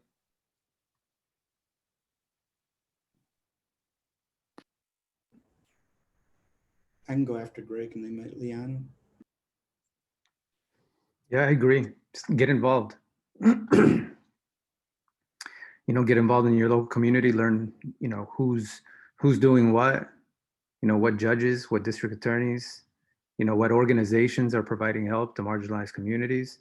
You know, is there a prison nearby? Is there a county jail? You know, what's going on in there? You know, get involved. Money's great, but personal interaction is 10 times more satisfying. You know, we're all part of this community. We gotta have skin in the game. Yeah, I underscore both the things that Pete and Emiliano have already said. And I have sort of two minds, and one of them is to say, do the work. The fact that you guys are already tuning in, you didn't know who we were, maybe, or maybe you did, but you tuned in, and so it's very clear that you're already paying attention. But do the work, and along that journey, make sure you take care of yourself. I think it's a big thing right now, and there's so much trying and texting information coming at us in situations we find us in. You know, I know from my own personal experience, when I get overextended, I don't bring the mindfulness that I need to with the work. So yeah, I'm just here applauding the work we're doing.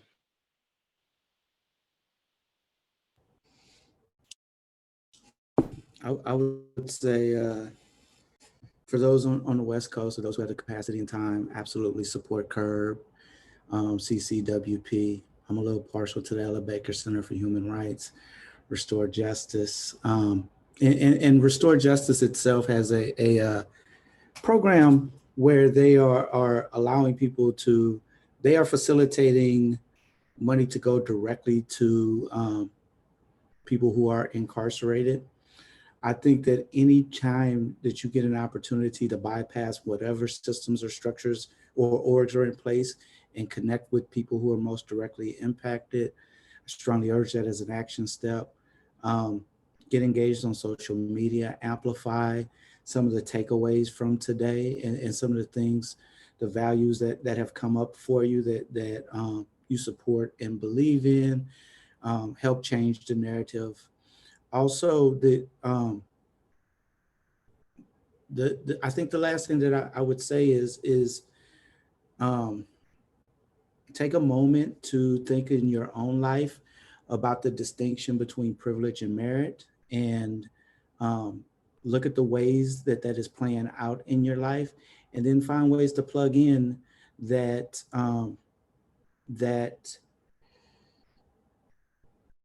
provide capacity and labor to people who are more directly impacted by the issues you care about.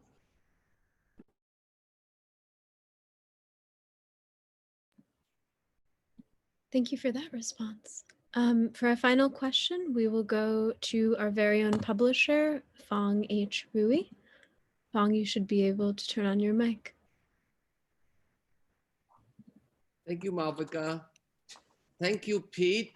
Thank you, Gregory, Emiliano, and James. I'm so blown away by your clarity, articulation, and compassion all around, really. I appreciated, Gregory, the way that you talk about education. I think it's important. It reminded me that we have to somehow encourage from the very beginning, when children beginning to read, that early age. So there are history in the very beginning. The textbook should definitely include the Native American, for example, who were the first slaves. And then the second slave will be African American, who built the White House, the Congress. And then the Chinese who built the railroad, you know, the Mexican who tilled the fields, and then there's Japanese, there's Filipino, there's so many. And I think they all have to be included in that narrative. And that's the education that I think essentially must begin in, with that narrative from the very beginning. And then I wish that hopefully, both Biden and Harris will be able to articulate what it meant, what they meant, the clarity of the fund of the police. I think that's super important. I'm also appreciate, Emiliano, the way you spoke about art, how it's a human revelation, and it's also serving as a healing agent. Caravaggio certainly was the master of that, that period. And James too. Thank you, James, for also emphasizing the language, that it has to be clear, has to be recreated specifically, because whatever Trump does, he's a master of the haiku, the most simplistic language. The 3 words that we all know, we can identify with the build the wall, with the drain the swarm or lock her up. We must counter that by much more poetic, beautiful, subtle language too. So wherever he does deploy speed, we do the opposite, you guys. We do it slowness of gathering of this kind to talk about the thing that we do. He had no content, we have plenty of content, So my feeling is this: I appreciate very much what you are saying, and I leave you with the few lines I remember from the Book of Way, because what you have spoke reminded me very much. The Book of Way, Tao Te Ching, essentially. It goes, man, when he enters into life, he's tender and weak. And when he dies, then he is tough and strong. That is why the tough and strong are companions of death. The tender and the weak, companions of life. For this reason, if the weapons are strong, we will not be victorious. So thank you, you guys. Thank you so much. To be continued. I'm so inspired. It's unbelievable.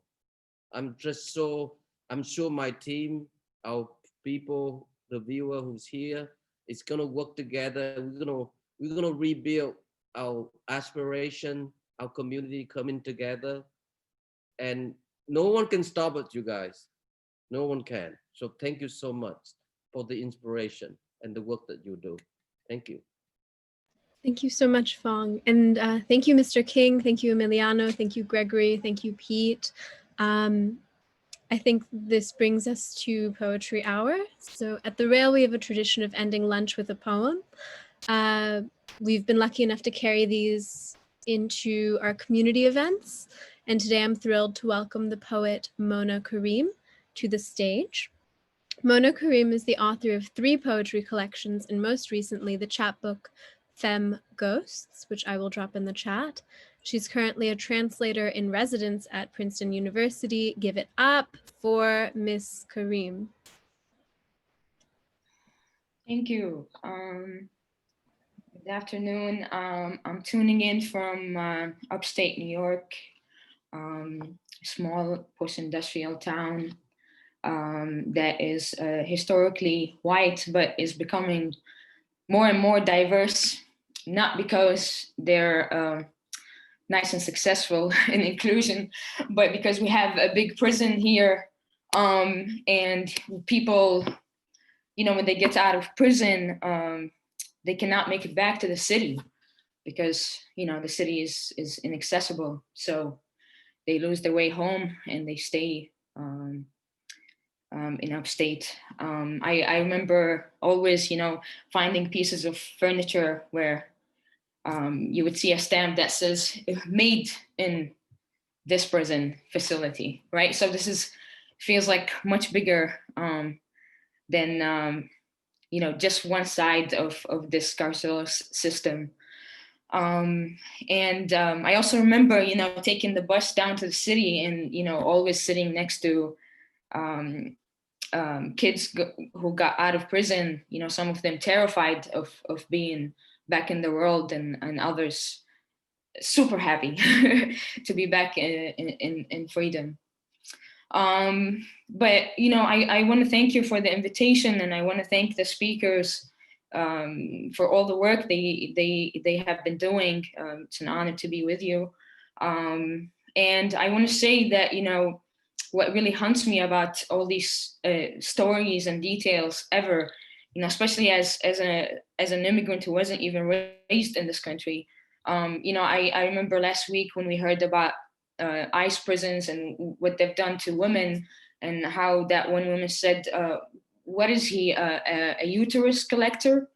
And that just like that word just like really broke me. And right away, people on social media, like Puerto Ricans, went on social media and said, well, that happened to us. They did this to our women. And then people who are aware of histories of California prison, that was done there as well, right, to the women in California prison. So what haunts me about all of this is that the prisons of empire look alike, and every time it feels like just yet another rehearsal. And what has been done to the Iraqis and the Afghans and others expectedly is being done to people of their own in on this land, right? And when the time that our humanity as Arabs and Muslims was negotiable, means that anyone else's humanity is also negotiable and debatable and compromised. So I'm saying this because I've been working on a series of poems on the Iraq War, but specifically about the Abu Ghraib prison. And these are things that will forever haunt me. I don't know how much time we have. I know it's there's space for one poem, so I'm just gonna read one poem and leave you on that note. I wish I could leave you on a happier note, but this is how it is. This poem is called 10,000 Translators for Iraq. With a note, an opening note in 2003, there were only 300 certified Arabic translators in the United States. Contracted by the US military, Titan Corp managed to send 10,000 translators to Iraq within weeks, many of whom were native speakers. Anytime I pass by a house with flag banners guarding over a gateway, I wonder if his residents had just returned from Iraq. If flags mean surrender, or stripes and stars of shame kneeling before bedtime. Always believe the neighbors, the couple next door said, about the big corpse man who has long harassed the kids, stole their ball, threw his trash on the weak shoulders of suburban flowers. In the darkness, they watched him through windows upon his return from Abu Ghraib. His wife lied. My husband is still in Iraq. Just because a ghost resembles him does not mean he's home. Her man is stuck in the night shift, a Baptist touring prison cells with a Muslim name. He was right behind me when I heard a whistling in my head. I cried, Abu Hamid, for help because we are Arabs, I thought. Adel Nakhla is the type of translator whose style is literal. When the white man yells faggot, he translates faggot and inserts his penis in the anus of a 17-year-old. When the white man yells listen up, he translates a knife cutting a prisoner's ear, causing much delay to interrogators as they pause on their questions to stitch a man back to his drum. The translator who connects two people always stands between them. Standing in court, he apologizes to the judge. I did not want to lose my job. He has dreamt of being a torturer his whole life. His American dream has finally come true. After filing his nightmares, a torture victim was dismissed by a Maryland court as he could not identify the translator's face.